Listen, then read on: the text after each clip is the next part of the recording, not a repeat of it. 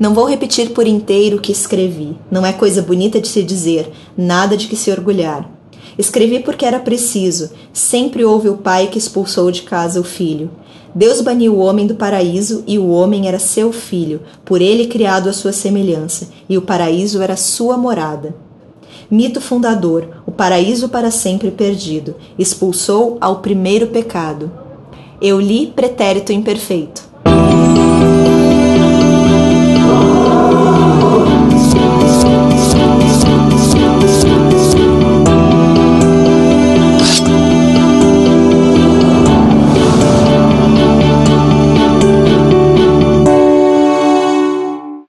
O livro Pretérito Imperfeito foi escrito por Bernardo Kucinski e publicado em São Paulo em 2017.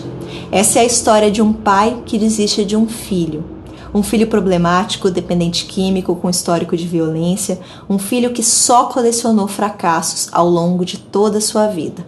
O pai escreve uma carta rompendo ligações e a partir daí vai rememorar a história da sua família, tentando compreender, dar um sentido para a sua jornada. Essa é uma leitura muito densa, fala sobre um jovem que jamais vai encontrar o seu espaço no mundo. Mas, na minha opinião, Pretérito Imperfeito também aborda um conceito que está sendo muito discutido nos últimos tempos, que é o da meritocracia.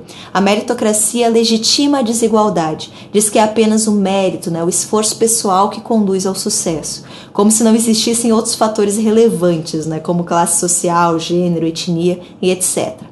Mas por que eu lembrei de toda essa discussão ao ler o livro do Kucinski? Porque esse personagem, esse jovem, mostra com a sua trajetória como essa ideia é cruel. A começar pela sua origem. Ele é um filho adotado e a sua mãe biológica teve tantas privações, passou tanta fome que o bebê nasce com raquitismo. O pai cita um caso de desnutrição muito grave, a ponto do organismo desse bebê se alimentar dos tecidos, da sua própria musculatura. Quando as pessoas falam sobre meritocracia, elas costumam desprezar totalmente o fator biológico. E eu não estou falando só do mais óbvio, que é permanecer vivo. Por exemplo, esse personagem, ainda na primeira infância, vai ter muitas doenças, vai passar por várias cirurgias, devido ao raquitismo. Eu estou falando sobre fatores que não têm nada a ver com mérito, mas que vão ser determinantes no futuro. Por exemplo, existe uma relação muito triste entre nutrição e QI. Então, esses bebês podem nunca atingir todo o seu potencial. Mas é claro que a origem não é o único problema com o qual esse jovem precisa lidar. Ele é um negro em uma família de brancos. Ele vai viver em uma vizinhança de brancos, estudar em escolas de brancos. E desde muito cedo vai ter inúmeros episódios de preconceito. Até o seu pai é preconceituoso. Um racismo estrutural, entranhado, um racismo que nem ele mesmo percebe. Por exemplo, aqui tem um momento em que ele desconfia do caseiro do vizinho por ele ser negro. A cor da pele também não deixa de ser uma marca permanente da sua adoção, do seu não pertencimento àquela família. E esse pai, mesmo amando profundamente o filho, não vai ser nunca capaz de entendê-lo completamente, de perceber o que ele está passando.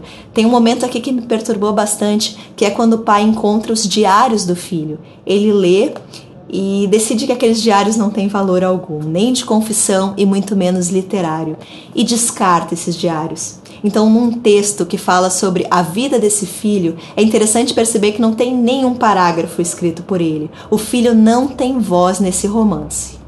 E se nem o pai é capaz de entender a dor do filho, quem somos nós para julgar o outro, apontar os seus méritos, os seus merecimentos, decidir se o destino dele poderia ou não ser diferente? Esse livro me fez pensar muito sobre a falácia da meritocracia, mas também sobre alteridade, o respeito pela figura do outro. Nós não estamos na sua pele, nós não vivemos a sua vida, nós não devemos, em hipótese alguma, assumir um discurso que não nos pertence. Livro triste, tristíssimo, que me destruiu um pouco por dentro, mas também que me encantou profundamente. Uma pequena historinha aqui sobre a minha experiência de leitura. Eu estava lendo Pretérito Imperfeito no final do ano passado, na faculdade. Eu tinha chegado mais cedo, estava na sala de aula esperando o professor e chorando litros, porque eu choro muito fácil com livros. e o professor entrou e perguntou se estava tudo bem, se eu estava estressada com o final de semestre. Então isso só prova que eu estou precisando de livros mais felizes. Se você tiver uma indicação de livro feliz, deixa aqui nos comentários. Eu vou deixar também no box de descrição um link para uma resenha que eu fiz de um outro livro do Kosinski, o K. Foi uma obra que eu adorei, foi uma das minhas leituras favoritas de 2017. Então se vocês tiverem um tempinho, vão lá